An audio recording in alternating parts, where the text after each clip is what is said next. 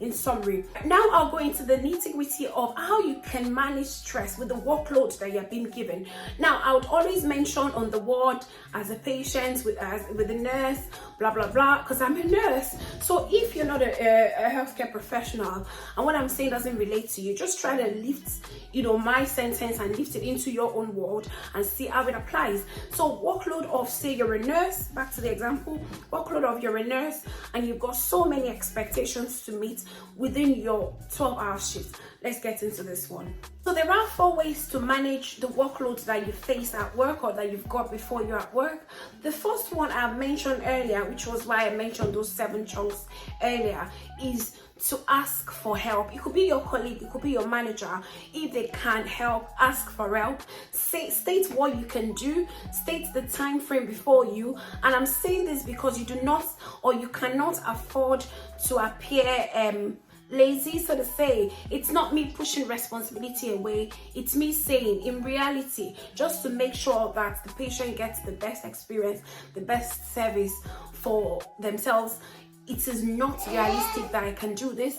And then you tell them what you can do, tell them what you need help with, and see how well they can help you. The second point to make quickly is to be realistic. I mean, it may sound as though I'll mention this point 50,001 times, but yes, you just have to be realistic with work. If you can do it, do it. If you cannot do it, say that you cannot do it. Face the reality, devise another method, prioritize the important ones. Number 3 thing to say quickly is to reward yourself for those achievements.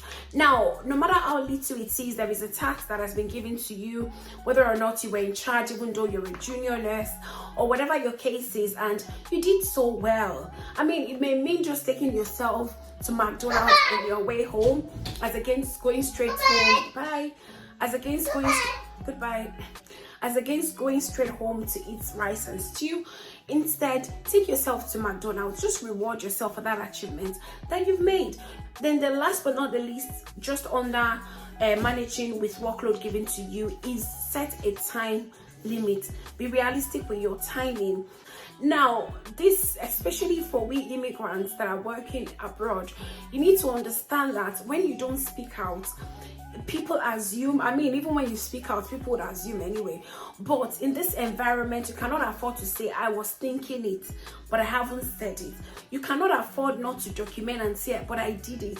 It doesn't work that way. You find some people, they haven't done as much as you have, but they'll stroll in front of, or they'll walk past the manager's office and begin to brag about what they've done and what they've done. And we all know that maybe their student nurse was the one that did half of it, or their healthcare assistant did half of it, but they won't stop talking about it. And if there was a role to come up, they stand a higher chance because they don't stop bragging about what they've done. What am I trying to say in essence?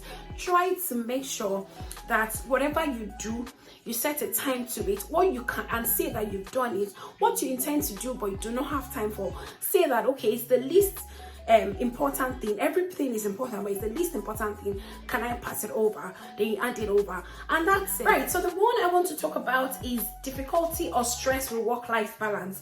Right, this one affects so many of us, where there is work, there is life, whether you do 3 days a week or 4 nights a week or 3 nights a week, or you do Mondays to Fridays 8 to 6, or you do Mondays to Fridays 8 to 4 or 9 to 5, whatever applies to you.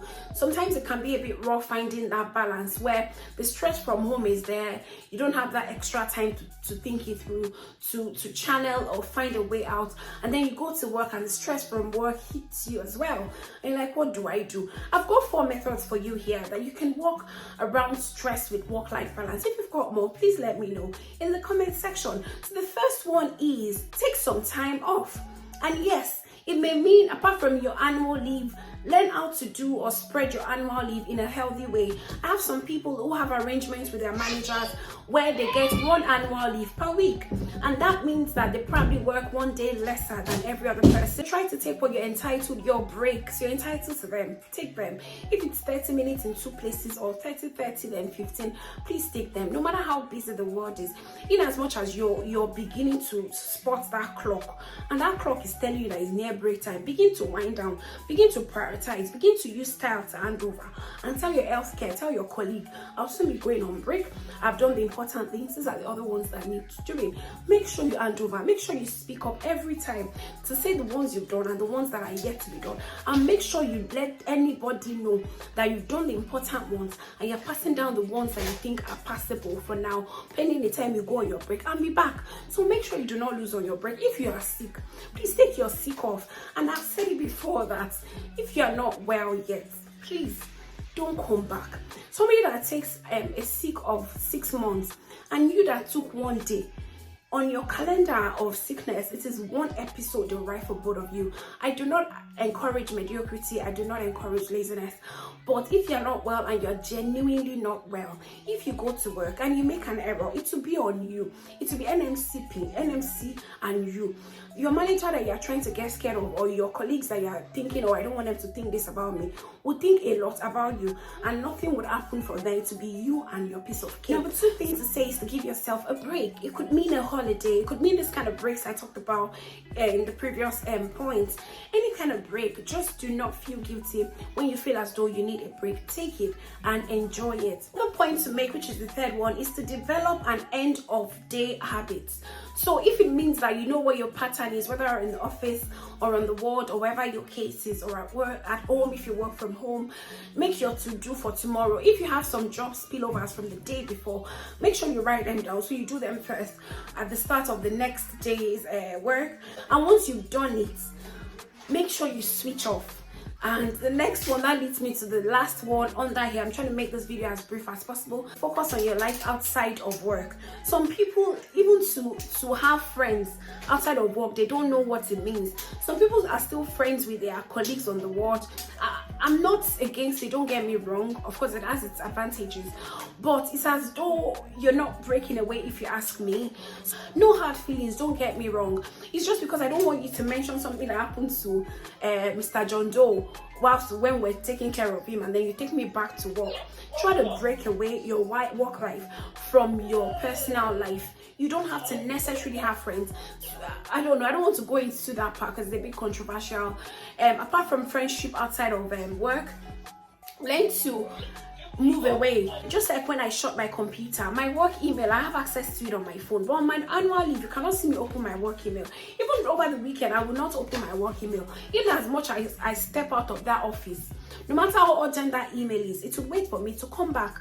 That is me breaking away so I can have the headspace to face the things I've got to face in my personal life. Another kind of stress or stressor to some people at their workplace is lack of support from even their bosses, and they feel as though, what is happening here? You're supposed to be my boss, you're supposed to be my supporter. But the truth is, sometimes your boss is even stressed up. Sometimes the amount of pressure on your boss cannot even allow them support you. It is not an excuse. They should be able to support you irrespective and find a balance themselves and go for courses if need be. So it is not an excuse, don't get me wrong. What I'm trying to say is, number 1, if you're facing such challenges, I have 3 things to say. Number 1, find out the support group available for you in your organization. Check on intranet, check on your internal website system. We call it intranet in the hospital. Check what is available to you. Support groups for counseling, services for mindfulness, and the likes that you can go for, just to make sure that they can help you and you can document it that, yes, I'm struggling. I have somebody and she's struggling with childcare, and before one manager would go and report her, say her attendance is becoming crappy, she went to report herself to occupational health. I am stressed up, my mental health is sick and it is too much for me, and it is because of that. So that they know. They were the ones that then rang the manager for her to say, okay, this is what this person is going through, how can you support her? And the manager was going to say, oh, why did you not ask me first? Then she went, oh, I sent you an email on so dates. So the manager has been so busy that the manager did not realize they did not reply that email. But she went on, she took a step forward in helping herself. Sometimes you just got to help ourselves. It is what it is. The second point is just like the first one. Tell someone that you need support. So like I've earlier mentioned, so I won't dwell on this again. The third one to mention is to develop good work relationship with your colleague. I've put work relationship there because I personally do not think there should be a relationship outside work. So develop a work relationship, be polite. You cannot afford to look grumpy and speak without manners every day, and you want me to respect you, or you want me to be your friend at work or a good colleague back to you. They will avoid you. So when you're facing things, if you need a time away, say, can I be referred to occupational health because I think I need a time away? Do I this, do I that? It could be anything up. It could be your marriage. It could be anything. It could be a child at home. Ask for carers leave. Ask for unpaid leave. Ask for any kind of leave to be away. And then you don't go to, when you go to work, you're going to work with your full chest, not a part of you, so stressed up and you haven't had time to get yourself together. Sorry, I've had to change my location thanks to my little ones. So what I want to say quickly as I round off is I've got 3 other points about how you can manage difficult relationship at work. You may be having some very difficult colleagues and you've tried and it's as though nothing is working. What I'll say quickly is try your best to speak to somebody about it. Make it official. Do not say, oh, it is not my business, or this or that. They may be making it official. You make it official. Even if they are not, you make it official, please. Then number 2 is try your best not to engage in arguments because at the end of the day, you may appear defensive and you'll be surprised that sometimes that may be used for you, like aggressive. You don't want to start. So please, if you can avoid it, do not argue with anyone at work.